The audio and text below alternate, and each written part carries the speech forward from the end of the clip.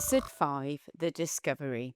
Hello, my name is Julia Eden. This podcast is based on my true crime book, The Frog Murderer.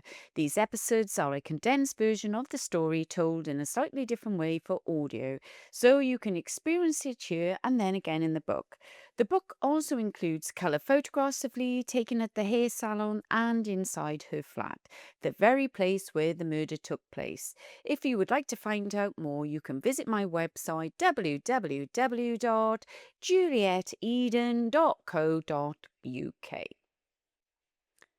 For 18 years, he wasn't missing. He wasn't being searched for. He wasn't even being thought about. He was there, hidden, and then one day, just as Lee had planned, he was found. Found by a neighbour, someone Lee once told she had been willed a medical skeleton.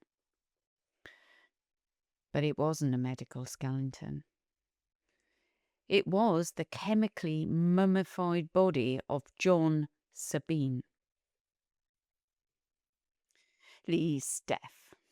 Lee died in October 2015, cancer. And in her final months, she wasn't alone. Neighbours visited her, they helped her, they cooked for her. People cared. There's a key insight here. And that matters because even at the end of her life, Lee was able to draw people in, still able to present herself as someone worth caring for. And I think that says a lot about her because despite everything we now know, people liked her. I liked her. The aftermath. After she died, life in the flats carried on, but her belongings remained. And eventually, they had to be cleared. That's when things began to shift. Not suddenly, slowly. Among her belongings, police would later find the ornate concrete frog, the weapon used to kill John Sabine. There were also books, strange books, on embalming, on altering DNA, pieces of a puzzle that no one else understood. Suspicion. By the side of the garden shed, there was a rolled up carpet. Unusual, but not alarming. Not yet. Because unusual isn't enough at first.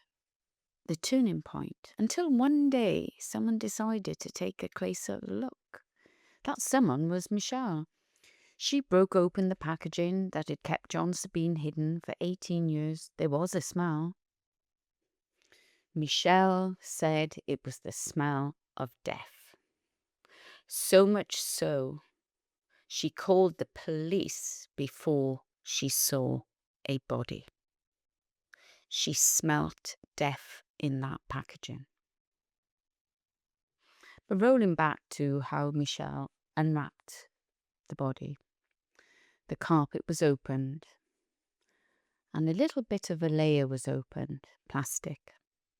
And she cut into another piece of plastic and more. It was tightly wrapped, carefully and deliberately. And then the realization. It wasn't rubbish. It wasn't a skeleton. It was a body. Shock, panic, disbelief. Because even then your mind searches for another explanation, something less real, something easier to accept. But there wasn't one. Police arrive. The police were called. At first, they weren't sure what they were looking at. Garden waste, something discarded. But as they cut through the layers, it became clear. This had been there a long time. Identification. Eventually, they identified him, John Sabine, Lee's husband, the man she had spoken about in so many different ways. Reality, alive, dead, gone. So many versions of the truth until now. Now there was only one. He had been dead for nearly 18 years.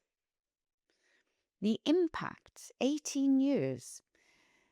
That isn't something you hide by accident. That isn't something you live with every single day.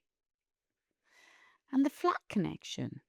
The investigation turned to the flat, to the bedroom, to the bed. Because for years, that's where he had been, hidden beneath it, while life carried on above. Personal realization.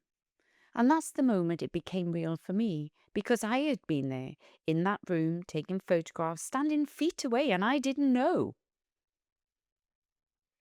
Phone call. Then my phone rang. It was Marcia. She never called, so I knew something was wrong. She said, "Do you remember Mad Lee?"